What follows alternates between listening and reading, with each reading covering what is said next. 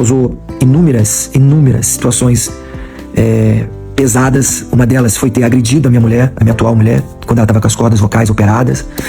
Ele trouxe a Covid para dentro de casa, repecheou todo mundo com a Covid. Até que eu entendi que o problema desse meu filho não era só a questão de ter ficado anos e anos longe do pai. Ele tinha um problema mais sério do que isso, que era a dependência química. E quando a gente fala de dependência química, não é só a questão do álcool e das drogas. Existe uma dependência química psicológica, do que a gente chama de pobre coitadismo, né? Que as pessoas, por algum motivo, elas preferem mergulhar na bebida, nas drogas, para, de alguma forma, se aliviar. Ou para justificar um passado, uma infância, uma adolescência que ele não teve ao lado do pai.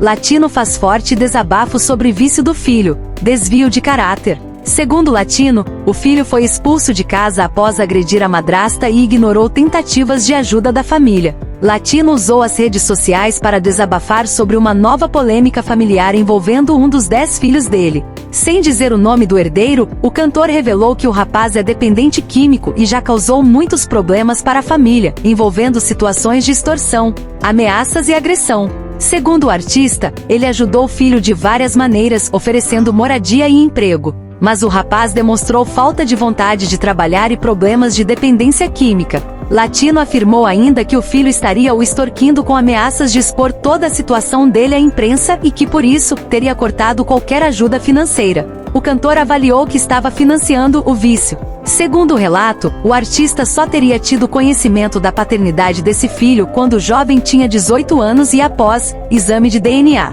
Ele tentou mantê-lo por perto. Confira o desabafo de Latino. Oi, gente. Bom, hoje eu vim aqui falar de um assunto bem sério. Eu nunca imaginei ter que estar passando por isso e principalmente ter que estar expondo uma situação dessa. Ainda mais quando se trata de um filho.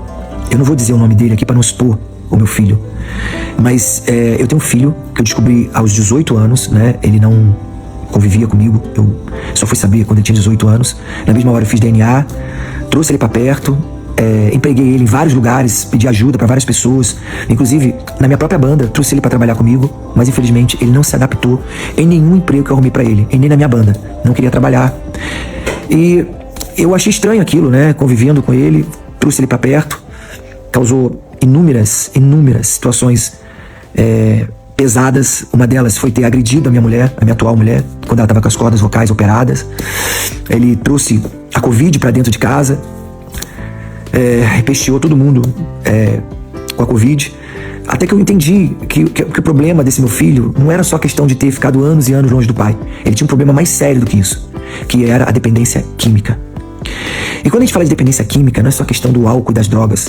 Existe uma dependência química psicológica, do que a gente chama de pobre coitadismo, né? Que as pessoas, por algum motivo, elas preferem mergulhar na bebida, nas drogas, para, de alguma forma, se aliviar, ou para justificar um passado, uma infância, uma adolescência que ele não teve ao lado do pai. Eu não acho certo isso porque eu não tive pai presente e também não tive muitas vezes a minha mãe presente, nem por isso eu me tornei um cara mau caráter. E esse meu filho, convivendo com ele, eu pude perceber esse desvio de caráter que ele tem na sua personalidade, na sua sociopatia, né? E até que eu expulsei ele de casa. Falei, não dá pra conviver comigo, infelizmente, por N motivos, estava pesando, o fardo estava pesado. E não só por ele não querer trabalhar, seus 26 anos, enfim, não parava emprego nenhum. E aí que eu fui descobrir essa dependência química. Devolvi ele pra mãe biológica, né? Pra mãe, no caso, a mãe adotiva, que também tentou segurar lá a situação dele, mas não conseguiu. Que ele também estava quase separando ela do marido, ela acabou expulsando ele de casa e ele foi morar na rua. Quando ele foi morar na rua, mais uma vez, eu, por pena, trouxe ele de volta para morar na minha casa. E aí ele causou inúmeras situações pesadas e desconfortos aqui em casa, que eu não podia segurar mais ele aqui, né? Eu não podia estar ensinando o menino a dormir todo dia, meio-dia, acordando, trocando a noite pelo dia, sem querer estudar, sem querer trabalhar. E eu tava percebendo que eu não tava ensinando ele da forma certa. Ele não queria nem trabalhar, nem estudar. Tudo que ele queria era se drogar e beber. Até que eu não aguentei mais. Fui lá, liguei pra mãe biológica dele, conversei com ela, e aí ela foi, mais uma vez, falou, não, vamos tentar ajudar mais uma vez. Poxa, eu acho que dessa vez vai, vou levar ele pra igreja, vou tentar ver o que a gente consegue pra tentar salvar essa alma, que é uma alma que, infelizmente, tá destruída pelo alcoolismo. Ela pegou esse meu filho, levou pra Mato Grosso. Eu, inclusive, financiei a saída dele pra lá. A gente montou um quarto com violão, com computador, com tudo que tinha direito, pra ele tentar se transformar num homem maduro, profissional e ajuizado. Ela empregou ele numa lanchonete que ela tinha lá, né? Mas, infelizmente, não deu certo. Ele queria chegar meio-dia para trabalhar, para sair às 4 da tarde, não tinha empatia pela mãe, não tinha empatia pelas coisas que tinha que fazer em casa, até que ela descobriu que ele estava, mais uma vez, bebendo, enchendo a cara, guardando as garrafas de vodka debaixo da cama dele. A gente tem N vídeo, a gente tem um dossiê inteiro sobre essa história e os problemas que esse menino causou, não só na nossa vida, mas por não deixar a gente ajudar ele. Porque tudo que a gente queria era poder ajudar esse menino, tudo. Inclusive eu cheguei a financiar, falei pra ela, olha, se quiser um psicólogo, se ele quiser se internar, eu financio isso pra ajudar, eu quero fazer com que esse menino tome juízo, a gente precisa ajudar esse menino. Até que chegou no fim da linha. Ela pegou ele num bar, bebendo, aí ela foi tirar satisfação com ele, e ele foi lá mais uma vez e agrediu a mãe dele, tentou agredir o padrasto em palavras, em gestos, e enfim, fazendo escândalo no bar. Todo mundo ficou olhando pra mãe dele, achando que ela era a víbora da história, mas não sabe os problemas que ele estava causando por não querer se consertar, por não querer melhorar. Aí, enfim, com tudo isso, ela acabou chamando a polícia, enfiou ele dentro do ônibus e mandou ele embora. E ele foi para Santa Catarina atrás de ajuda de outras pessoas que me conhecem, né? E que de alguma forma se sentiu na necessidade de ajudá-lo. Mais uma vez, ele causou problemas e ele teve que sair dessa casa de alguns amigos nossos para tentar arrumar um emprego. Por que eu tô fazendo esse vídeo aqui para vocês? Porque eu tô cansado de ser extorquido pelo meu filho. Eu não aguento mais. Ele vivia dizendo que se ele quisesse abrir a boca para falar mal de mim, as pessoas poderiam acreditar nele, porque é um filho, as pessoas iriam acreditar no filho. E eu passei a vida inteira dando dinheiro pra ele, porque eu não queria que, primeiro, que as pessoas vissem que ele era um mau caráter, né? Porque eu não queria que as pessoas o julgassem, e não queria que as pessoas o maltratassem, porque eu não queria que ele passasse pelo que eu passei na minha vida. Então eu fui sempre aguentando firme, e aí chegou uma hora que eu falei, não, chega, porque eu tava entendendo que eu não estava, de alguma forma, criando ele da forma que ele deveria ser criado, que é conversar, instruir ele de arrumar um emprego, de trabalhar, de ter uma vida digna. Eu tava só financiando as loucuras. E eu tava entendendo que esse dinheiro, ao invés de ir pro sustento dele, estava indo pro álcool, pras drogas e etc. Até que eu tive que parar. E parei de ajudar, até porque um menino de 27 anos deveria estar trabalhando, estudando, fazendo alguma coisa, né? E como eu descobri ele aos 18 anos, é óbvio que eu não tive essa convivência na sua adolescência, no momento que talvez um pai fosse mais necessário. Então eu acabei absorvendo essa culpa, entendeu? E talvez seja por isso que eu fiquei financiando a vida inteira essa condição de pai à distância, que não quer ele junto porque sabe que ele é problemático, mas que de alguma forma queria ajudar. Só que eu tive que parar. Eu tive que parar porque o dinheiro não estava indo para alimentação, estava indo para sustentar o seu vício, e isso estava me causando um problema até espiritual, porque ao invés de eu estar ajudando, ele estava contribuindo pro seu vício. Então assim, gente, eu tô me desabafando aqui com vocês, porque eu não sei se muitos de vocês já tiveram um filho com dependência química, e eu tô sofrendo muito com isso, porque eu queria muito poder ajudá-lo, sempre que ele precisar, se ele quiser pedir ajuda pro pai, eu estaria aqui presente para ajudá-lo, mas eu entendo que nesse momento agora, o que eu tenho que fazer é cortar de vez o laço, cortar de vez essa pensão, porque ao invés de eu estar contribuindo para ajudar, eu tô acabando destruindo meu próprio filho.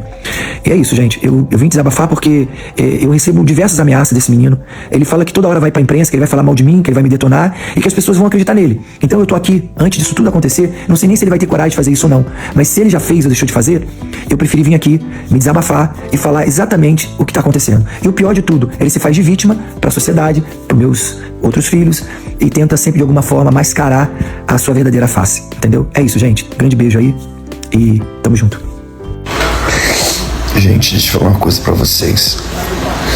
Eu sei que as pessoas às vezes querem dar suas opiniões. É normal que a gente vive numa sociedade, né? E tá tudo certo com relação a isso. Eu juro que eu tentei de tudo para não ter que estar expondo meu filho a isso. Eu jamais queria estar expondo isso, mas são sofrimentos de anos e anos e anos, ameaças de anos e anos. Eu vi o sofrimento da dona Helena, que é a mãe adotiva dele, na época, né? As coisas que ela falava para mim com relação a ele. E depois eu acompanhei o sofrimento depois da mãe biológica, né, que é a Miss Laine. Então assim, a gente acabou montando um grupo entre a gente pra gente entender e tentar ajudar esse nosso filho, né? Mas tudo que a gente pôde fazer, a gente tentou fazer, gente. Vocês não estão entendendo. Tudo no mundo que existia a gente tentou fazer, mas nunca era o suficiente, nunca. A gente vivia de ameaças e ameaças. E aí essas ameaças, elas começaram a ficar uma coisa constante, sabe? Meu filho chegou a inventar que estava devendo dinheiro para traficante, para poder extorquir dinheiro do pai. Já inventou que tomou golpe de não sei quem para arrumar dinheiro do pai. Enfim, são tantas polêmica, tantas coisas que a gente evitava de falar, sabe, a gente tentava ajudar, a gente sabia que a gente estava sendo enrolado, mas a gente fazia de bobo, sabe, para poder ajudar esse menino. Eu acho que quando a gente quer ajuda, a gente tem que buscar ajuda, entendeu? Se esse meu filho falasse: pai, eu preciso de ajuda, eu quero ser internado, eu seria o primeiro a financiar essa ajuda para ele, mas ele não quer. Já tentamos levar ele para a igreja, ele acha que todo pastor é vagabundo, que todo pastor não presta, nada é o suficiente, e ele culpa o mundo de ter virado as costas para ele. Eu acompanhei durante muito tempo o sofrimento da mãe biológica e o sofrimento da mãe adotiva. Todas duas, por diversas vezes, tentaram acolher esse menino, mas por diversas vezes. E a gente sempre falava: é a última vez que nós vamos ajudar, é a última vez, é a última. A gente passou falando que era a última vez milhões de vezes, até que chega uma hora que a gente não aguenta mais, ninguém aguenta. O moleque não quer trabalhar, não quer estudar, sabe? Aí fica mendigando pros outros, fazendo de pobre coitado, sabe? Culpa o mundo porque ele não teve uma criação adequada, não teve pai presente. Isso não é justificativa, não é? Mas enfim, a verdade está aí exposta. A gente tem um dossiê de tudo que a gente fez por ele, e no momento certo, na justiça, a gente vai poder provar isso. As pessoas, elas têm mania muitas vezes de terceirizar os seus problemas, ao invés de elas olharem para dentro de si e falar: eu quero ajuda, eu preciso de ajuda, tá na hora de eu levantar e me dar orgulho com meus pais, sabe? Nunca teve isso, nunca teve essa preocupação. E é muito triste, né? Porque certeza que se ele viesse pedir ajuda, a gente seria o primeiro a ajudar, mas ele nunca quis, sempre fugiu do psiquiatra, sempre fugiu de um psicólogo, nunca quis ser internado. Ele acha que ele é normal. Eu tenho aqui vários vídeos de cachaça. Uma vez a gente foi para o Guarujá, ele tomou 2 garrafas de vodka, assim, ó, de uma vez só. 2 garrafas de vodka, e depois ficou vomitando sangue, sabe? E ele faz tudo isso escondido, longe das pessoas. E depois tenta terceirizar o problema e fala que o alcoolismo é por causa do sofrimento interno que ele teve. Enfim, gente, eu vou me desligar um pouco desse assunto. Ninguém aguenta mais essa história. Eu tô cansado, a base de calmante, a mãe dele tá mal, a mãe adotiva tá mal. A gente não queria ter que chegar nesse limite, né? Mas ninguém aguenta também ser extorquido a vida inteira.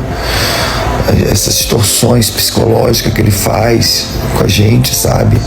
Sabendo que a gente tem uma imagem a zelar, e aí fica fazendo essas torturas psicológicas. Eu não aguento mais, por isso que eu expus tudo aqui, para vocês entenderem a mente sociopata desse menino.